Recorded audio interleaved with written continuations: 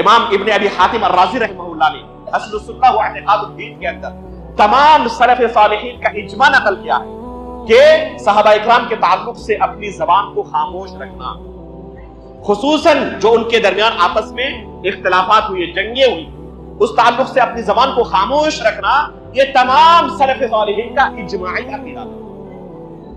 بلکہ اس باب کے اندر داخل ہونا، مشاجرات صحابہ کے باب میں داخل ہونا ہی کسی کے لیے جائز نہیں ہے، خصوصاً ایسے لوگ جو علمی طور پر پختہ نہیں ہیں، ان کے لیے جائز نہیں ہے کہ صحابہ اکرام کے درمیان جو جنگیں ہوئی ان جنگوں کا تذکرہ کریں۔ صرف صحابہ اکرام کے دفاع کے لیے یا دین کے دفاع کے لیے اگر ضرورت پڑے تو جو راسخ فی العلم علماء ہیں ان کے لیے جائز ہے کہ صحابہ اکرام کے دفاع کے لیے اگر ضرورت پڑے تو مشاجرات صحابہ کے باب کو کھول سکتے ہیں اور وہ دشمنوں کا، اسلام پر طعن و تشنیع کرنے والوں کا جواب دے سکتے ہیں۔ یہ ہر کسی کے لیے مفتو نہیں ہے مجال، وہ بھی کب؟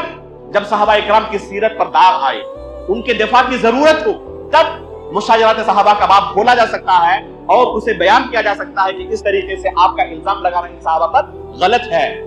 اور غیر صحابی کے دفاع کے لیے مثال کے طور پر آپ کے اوپر کوئی کسی گناہ کی وجہ سے الزام لگائے کہ آپ نے کام غلط کیا، اور اپنے دفاع کے لیے آپ کسی صحابی کا واقعہ نقل کریں کہ فلاں صحابی تو ایسا کیا تھا، جائز نہیں۔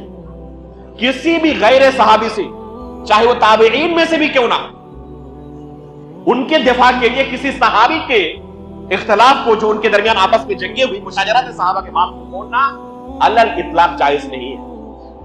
اس لیے ہمیں چاہیے کہ ان کے تعلق سے اپنی زبان ہم خاموش رکھیں، ہم وہی طریقہ اپنائیں جو قرآن میں ہمیں اللہ رب العالمین نے سکھایا۔ اور کیا سکھایا ہے؟ والذین جاؤوا من بعدہم یقولون ربنا اغفر لنا۔ اس دعا کو یاد کر لیں، یہ سورۃ الحشر کے اندر 10ویں آیت ہے، آیت نمبر 10۔ اس آیت کو یاد کر لیں اور دنوں رات اس دعا کو اپنی زبان میں دہراتے رہیں۔ ربنا اغفر لنا ولاخواننا الذین سبقونا بالایمان ولا تجعل في قلوبنا غلا للذین آمنوا ربنا انک رؤوف رحیم۔ یہ تعلیم قرآن کی ہے کہ ان کے تعلق سے ہمیشہ ہم استغفار کرتے رہیں، ان کے تعلق سے ذرہ برابر بھی ہمارے دل کے اندر کوئی غل نہ ہو، کوئی حسد نہ ہو، کوئی کینہ نہ ہو، کوئی حقد نہ ہو۔